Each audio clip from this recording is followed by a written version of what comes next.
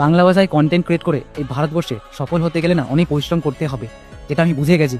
কারণ দেখো, ভারতবর্ষের বেশিরভাগ মানুষই না হিন্দিতে কথা বলে। তাই যারা দেখবে হিন্দিতে কথা বলে না, তারা এক দুটো ভিডিওতেই না ভাইরাল হয়ে যায়।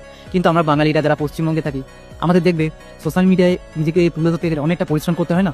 তো আর কিন্তু দেখবে আমাদের বাইরে আমাদের পাশের দেশ বাংলাদেশে, ওখানে কিন্তু সবাই বাংলা ভাষায় কথা বলে। তাই ওখানে যদি কেউ বাংলায় কন্টেন্ট ক্রিয়েট করে, তাকেও কিন্তু দু তিনটে ভিডিওর মধ্যে কিন্তু সে খুব তাড়াতাড়ি গ্রো হয়ে যায়। তাই আমি বলছি যে আমরা যারা পশ্চিমবঙ্গের বাঙালিরা, আমাদের যেন সোশ্যাল মিডিয়ায় কন্টেন্ট ক্রিয়েট করে জীবনে কিছু করতে গেলে অনেকটা পরিশ্রম করতে হবে।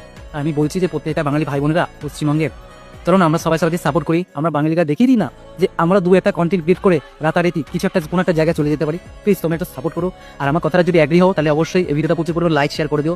কারণ তোমরা সবাই জানো, আমি কিন্তু এটা 100% একটা বাস্তবতা তুলে ধরেছি। তোমরা নিজেরাও এই ফলাফলটা দেখেছো যে অনেকেও বাংলা ভাষায় কন্টেন্ট ক্রিয়েট করছো কিন্তু ফলাফল পাচ্ছ না।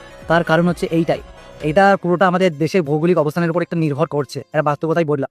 তাই চলো আমরা বাঙালিরা একে অপরকে সাপোর্ট করে দেখিয়ে দিই না যে আমরা জীবনে কিছু করতে পারি।